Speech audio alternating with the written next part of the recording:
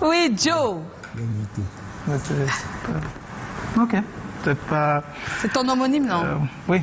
Ah oui. Joseph. Ah oui. Ah oui. Mais c'est pas gentil, Laria. On reçoit... Ah, mais moi, je sais même pas comment on met ça en couleur. Hein. Joseph Francis Soumeigné.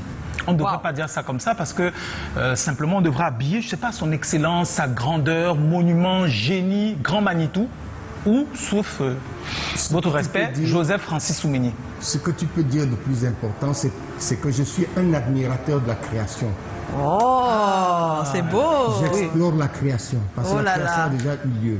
Moi, je ne suis qu'un ver de terre qui tourne dedans pour bouger à droite et à gauche. Donc, je suis un admirateur de ce qui est fait. L'admirateur de la création. Voilà, donc, on y va.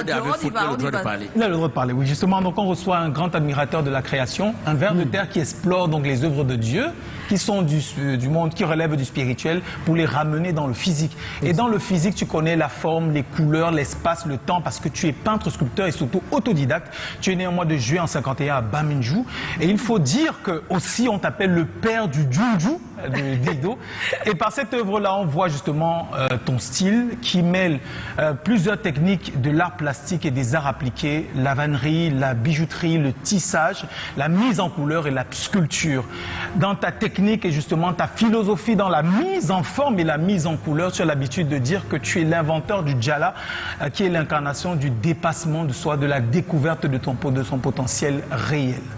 Joseph Francis Soumeigné, ton talent t'a amené absolument partout dans le monde. Par exemple au Japon, à Osaka pour la Triennale en 98, à Amsterdam pour la Triennale d'Arem, à Dakar en 2004. Tu exposes pour la première fois pour un public international dans le cadre d'une exposition individuelle en sélection officielle. Les 9 notables et surtout à Douala, parce que tu es le père donc de la Statue de la Nouvelle Liberté. Tu es en résidence de création pendant 3 ans entre 93 et 96 par Douala.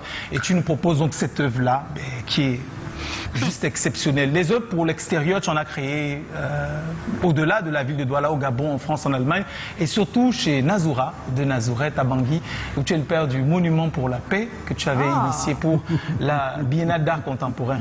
C'est juste incroyable et exceptionnel parce que l'équipe de Sekoman était récemment au parc de Bonanjo pour découvrir au rythme qui se rend bien compte. C'est une exposition par laquelle on se rend bien compte que le temps passe. Et comme Black Oya le dit souvent, toi, tu ne passes pas.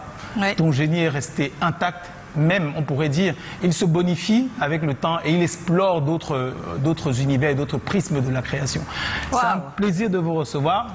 Bienvenue, Joseph Francis Soumeigné. Joseph Francis Soumeigné est notre invité. Il l'a dit, il est admirateur de la création. Mais encore, oui, l'admirateur de la création. Oui. Mais il est lui-même un des... Mais nous sommes deux. Ah, d'accord. Vous me voyez seul, mais nous sommes deux. Ouh là là, ils sont deux. Vous imaginez ça? Il va nous expliquer ça. Parce que la deuxième personne, le deuxième artiste qui me seconde s'appelle Yvette Soumeigné. Son épouse. Nous sommes deux, je ne suis pas seul. Oui. Oh non, mais ça c'est bien. C'est beau ça. Tu vois, soyez reconnaissants avec vos épouses. Regarde ce qu'il fait. Si tu es à la maison, tu me suis. Bisous. Les gens d'aujourd'hui ne savent même plus faire ça. Non, ils ne savent pas faire ça. Tu me déçois, Edo. Ah bon, Yvette, bon, on va y revenir justement. On va regarder quelques images qui vont nous permettre de savoir ce qui se cache derrière les œuvres, les grandes œuvres de Joseph Francis Soumeigné. Copiez les paroles.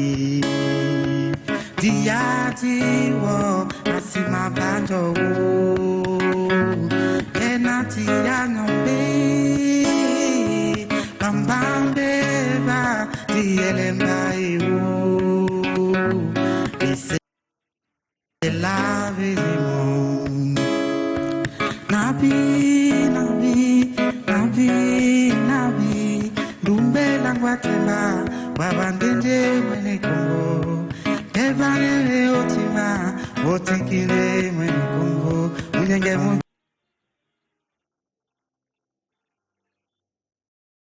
yo vala baise jamanuma namana te bila ulundo mobile mai no tema na